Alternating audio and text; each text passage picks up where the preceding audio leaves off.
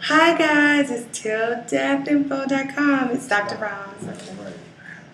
Come over more. Yes. Yeah, Is that better? Yeah, that's better. You want to start over? Nah. Hi guys, it's Dr. Ross with Till Death Info, and this is. Intro that in again. Okay. Take a second. Take a Okay. second. Okay. So I can edit it. Alright, now you can start. Hi guys, it's Dr. Ross with Till Death Info. This is. Your man Kill. And we are back with another great question. Another great question. Tell us what it is, Kill. Alright, this question is Kill. I'm always hearing men talk about how marriage is bad and that the wife is the old ball and chain. What can I do as a new bride to make sure my husband doesn't feel like that? That's a great question. Great question. I give you props for even wanting your husband not to feel like that. That's awesome. Yeah, that's that new marriage stuff. But In a year, she ain't gonna care. She's not gonna care.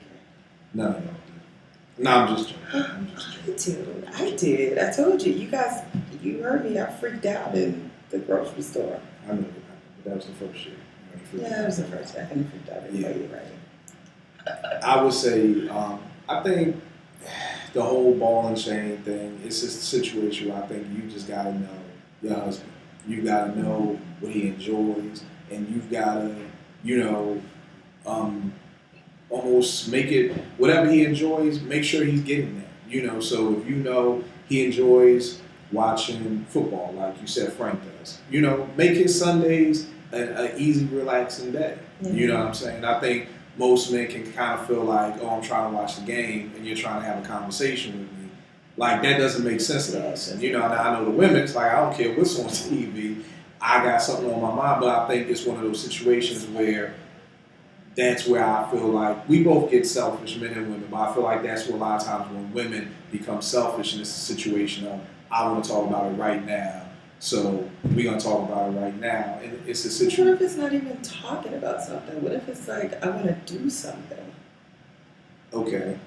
This question was from a woman to put her man. So I'm just answering man stuff. If a man wants to write in and say, hey, Dr. Roz, I don't want to be the ball and chain husband, then you can answer the question. I'm just saying that what you want to do is I'm just brighten whatever he enjoys to do. Yeah. If he enjoys the football game, like you said for Frank, let him have little football parties with his friends over. Don't complain about it. Y'all downstairs making too much noise. And most of the whole ball and chain comments come from the complaints that women hand down the nagging. The nagging and all those things. But, at the end of the day, if he loves, just find out what your husband loves. And I always say this, that you'd be hard-pressed to find a man that's going to beef about his marriage if his wife is meeting all his needs. And that's really what marriage is about. It's about meeting those needs. I can't tell you what your husband's needs are. You got to find that out. That was going to be my next question. I have no idea what her husband's needs are. How do you go about, and let me add on to her question, because most men are not expressive. Right. Most men are not verbal. Most men don't verbalize what their needs are. And then they expect us to read their minds. So how do we go about meeting the needs of someone that's not telling us when they don't even know what their needs are? Well, that's an if, because I feel that's more y'all than us. I feel like men can tell you their needs, and most men are going to have 5 needs. And those 5 needs are going to stay the same for the next 50 years. Okay, they're not going to change. Y'all needs change. What are they? What are the 5? It goes back to my 3 C's. Communication, commitment, and Chris Rock. Chris Rock? We've been through this before. Chris Rock. What did Chris say in this comedy special? And I'm just joking because these are not the memes, but what did he say? He said, just feed me and just leave me be, But those aren't all. So the 3 F's. I won't say the 3 F's. I'm just saying that at the end of the day, you got to find out what his needs are. You know what I'm saying? His number 1 need may not be set. So find out what those needs are. And for your thing, you can ask, but at the end of the day, you can kind of see. If you spend time with your husband, this is supposed to be your best friend. Yeah, you know what I'm saying? Know. I know my best friend in Philly Fish. I know what he likes. So it's whenever Mick, his wife, is like, yo, what should I get fish? I'm like, get him this. Because we're best friends. So you kind of know what your friends like. That's but then true. when it comes time to, well, what does my wife want? What does my husband want? It's like we don't really know. And a lot of times that goes back to, we may not be spending enough time together. We may not be growing together. And it goes back to the other thing that we talked about is that a lot of times husbands and wives find out we really don't have a lot in common. Me and almost every dude that I'm cool with have things in common. Basketball, hip hop. If you took those things off the plate, me and Fish would probably just be on the phone. I mean, we wouldn't even be on the phone. You wouldn't have anything to talk about, right? You wouldn't have anything to talk about. So I think because I could hear somebody saying something like, yeah, that's true. Why do my husband know his best friend better than he know me? But a lot of times it comes down to, do you talk to your best friend about, how's LeBron James playing right now in the playoffs? See, that's a great conversation. Hey, he's doing pretty bad. He's doing pretty bad. But are you going to ask Frank about that? No. So that's why I take that back. We did talk about it. There you go. We talked about it. And Tia's been asking me about LeBron James. So yeah, so it's one of those things where you get to know your best friend's needs and their wants and their likes from talking to them, from having discussions with them. If you're not having discussions with your husband or your wife, you can't expect them to know your needs. So that's why I want to throw that one in there for free, because like I said, there's a wife out there like, why do my husband? Yeah. If y'all not having conversations, there's no way for him to constantly be able to understand a woman's But he's got to be open needs. to the conversations. Most men don't like to talk. They want you to lead them along. Right, but at the end of the day, that's not fair. All I'm saying is this. We're not supposed to talk to our husbands to the weekend because they done used up all their words at work. You get off topic now. I'm just saying, what's a valid question? What's Frank's favorite food? There's a lot of favorite What's one? He likes pot roast. I mean, pot roast. Yeah. Boom, there you go. So right there, you already know one of Frank's needs. Yeah. He likes pot roast. You didn't have to ask him. What kind of sports does Frank like? He's a football dude all day long. Football dude. So, Sundays, leave him alone. That's another need. What else does Frank like? He likes to golf. There you go. He likes... Hey, give him a weekend pass to a golf course.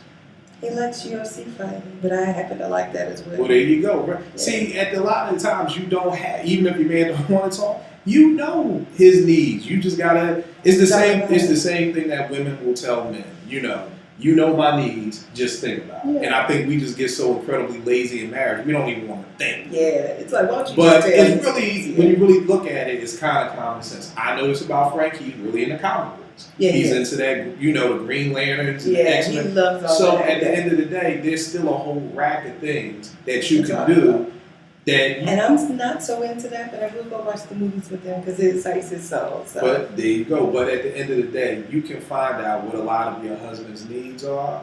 And if you are picking him up the day Green Lantern comes out, like, I got the tickets, we going, that will make Frank's day. That will make Frank's weekend. It probably will. But those are the things that we like to do on birthdays. Yeah, we don't do that all the time. It's so not does something. That take that ball and chain away by doing stuff like that?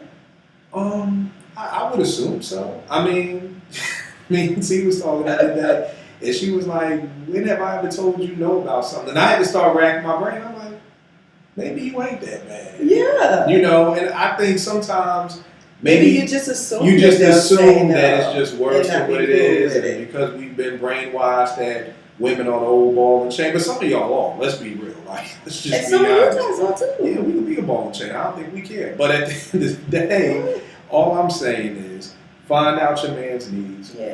Find out what he likes. And just try to make those things happen. I'm not even going to go on crazy and say do it once a week, every day. Just try to once a month to be able to say, I did something to make my husband happy. And kind of like participate in his world, if he wants you to. Like, I know my husband would rather just watch football with his boys. I know because I ask him many questions because I don't really understand the game. So I know me being there might irritate him upon onset because he's like, she's about to ask me all these questions I don't really feel like talking about. So do a little research on your own, which what I have learned to do, because I'm not going to do research on football. I just sit back when he cheers, I cheer. And it works. I'll ask some questions. And it's one of those things that we talked about before. I've seen women 1,000,000 times not care about football with their husbands, but then when their sons start playing football, Now all of a sudden they want to know where the play is, what's that move, what's this move. And at the end of the day, I mean, I've never been in a situation, but I can only assume it's like, man, I've been trying to get you to watch football for 10 years. Now Junior over here playing football. Now you all want to know what the passes and the plays are and everything like that. So again, it goes back to we do it for our kids. You know, Yes, we should do it for our spouses. we need to do it for our spouses. If T likes soccer and I never took any wanting to find out what a goalie does, but then Nate starts playing soccer and now I'm the soccer dad, and it's like you got to take interest in what your spouse does. And I'm not saying take Can I say interest. something to her? Knock yourself out. Okay, so don't freak yourself out trying to be the perfect wife. She doesn't exist. You would drive yourself crazy trying to be the perfect wife.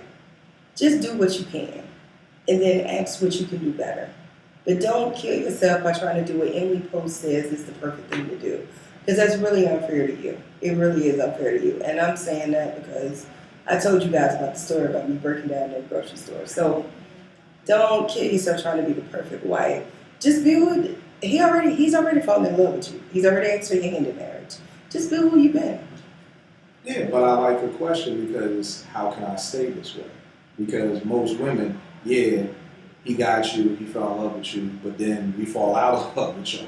So it's one of those things where stop looking at me up and down. I did kind of just look Yeah, I up and know. down, right? And the whole thing What is causes you guys to staying. fall out of love with us? The same thing that causes y'all to fall out of love with us. The whole, you don't We get treat on me your the nerves. same, you don't do this like you used to. I mean, I think it's the same. It came to a point in my marriage where I just felt like if I feel like this, I just assumed he felt like that too. Because it's just like I don't look at it like it's a male-female thing. I look at it like it's just a It's a human marriage thing. thing, It's yeah. just if I'm not meeting your needs and you're not meeting my needs, I'll just assume if I'm not happy, I'm assuming you ain't happy. So it's one of those things where we just have to try to Do continue check-ins. to make each Gotta do other, check-ins. happy. And the great thing about it is y'all fresh. This is the foundation. Y'all fresh out the box. Put these things in play now. Yeah. So then, because what Let this be happens part of is your it's foundation. been so many arguments and fights, and you lied and I lied, and now 5 years later, now we want to try to, Yeah. let's be honest. I'm Yeah. not being honest with you. It's So kind of hard. the beautiful thing is Yeah. this is new, it's fresh. Start off on this foundation of what can I do for you? Yeah. What can I do to please you? But I always say it's great that you care. You got to do it. You can't say, well, what can I do? And then he tell you, and then you don't do do it. Yeah. because that's just, you're just going into the negative now. Like you may have been a 0, but tell me what to do and I'll do it. Okay, this is And what I then want you you to don't do. do You it. don't do it. Now you're going into the negatives. Yeah. So just find out what your husband wants. Find out what he likes. Find out what his loves are, and hook him up.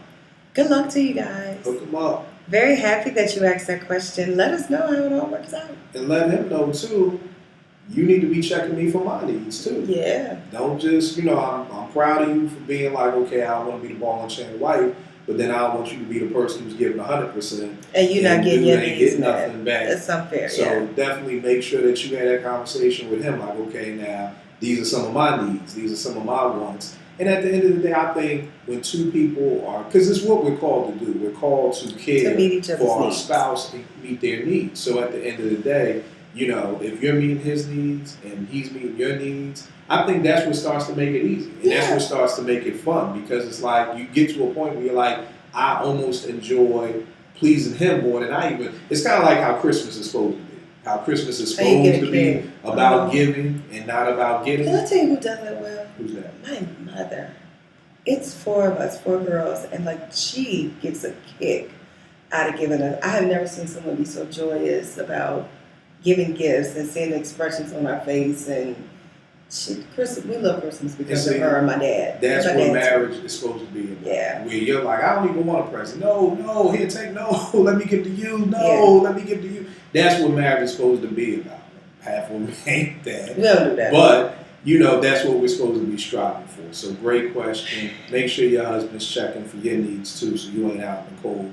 Keep the questions coming, tilldeafinfo.com, tilldeafinfo@gmail.com. Leave messages on YouTube, tweet us, whatever.